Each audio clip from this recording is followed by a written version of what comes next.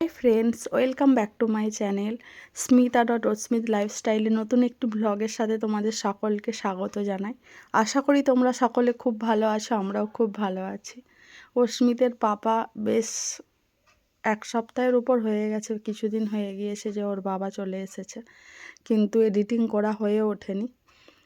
তারপর তোমাদের সাথে আজ শেয়ার করলাম। স্কিপ না করে প্রথম থেকে শেষ পর্যন্ত ব্লগটা দেখতে থাকো, আশা করি খুব ভালো লাগবে। ও আগে ওর টেডি আর ওর হেলমেট এনেছে, সেগুলো নিয়ে আগে ঘরে ঢুকে পড়ছে। প্রায় দীর্ঘ 4-4.5 মাস পর তারপরে ওর বাবা আসলো আজকে। আর বাড়ির অবস্থা তো দেখতে পাচ্ছ, যেহেতু কাজবাজ হচ্ছে চারপাশ অগোছালো হয়েই রয়েছে, প্লিজ মাইন্ড করবে না। আর ওর বাবা এই যে হেলমেট এনেছে, এই যে হেলমেটটা বেশ বেনটেন টেনটেন আছে, বেশ ভালোই লাগছে হেলমেটটা। ছেলে তো আমার খুবই খুশি। ওর বাবা আসে আর বাইকে করে ঘুরে তো, আর ঠান্ডাটা লেগে যায়, তাই আর কি হেলমেটটা এনেছে। আর রাস্তাঘাটে হেলমেটটা পরে রাখাটাই সেফ, যেমন বড়দের তেমন বাচ্চাদেরও। হেলমেটটাই বেশ বেনটেনারে দেওয়া আছে, খুবই ভালো লাগছে। এই যে মাথায় পরেও ফেলেছে, একদম পারফেক্ট হয়েছে। এবারে কোথাও গেলেই হেলমেট পরেই যাবে, আর অতটা ঠান্ডার ভয়টা আর থাকবে না অতটা। তারপরে এখনও অনেক কিছুই এনেছে, পরের ব্লগে তোমাদের সাথে সবটাই শেয়ার করবো। এটা হলো পরের দিন সকালবেলা বাবা বাজারে গিয়েছিল, বেগুনি পেঁয়াজি এইসব এনেছে। তারপরে এই যে ছাতু এনেছে অন্য টাইপসের, আর কি বাজার করে এনেছে আমিও দেখছি, তোমাদের সাথেও শেয়ার করছি। ওর বাবা তার সবসময় পরার জন্য একটা বুট এনেছে। আর এই যে শাক সবজি এইসব বাজার করে এনেছে।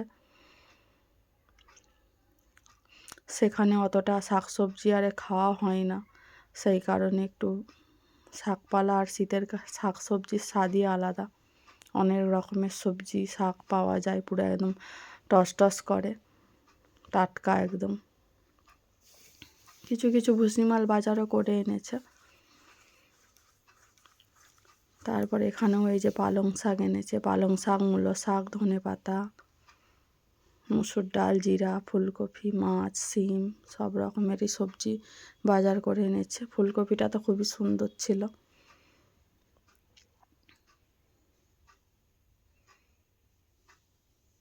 তারপরে এইগুলো গুছিয়ে বাগিয়ে রাখি, শাকপালাগুলো খুলে রাখতে হবে একটু জলটা মরলে, তারপর ফ্রিজে পুঁতে রাখবো। আর আজকে রান্নার জোগাড় করি, দেখা যাক আজকে কী রান্না বান্না হয়। তোমাদের সাথে সবটাই শেয়ার করব। আর বুটটা এই যে এইরকম টাইপের বুট নিয়েছে, সব সময় ইউজ করার জন্য।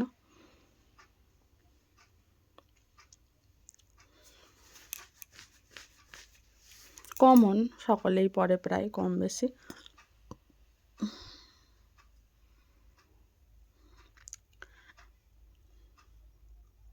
তারপর ব্যাঙের ছাতুটা, এই পাশে সবজি গুছিয়ে রেখেছি, আনাজ কাটতেও বসে গিয়েছি।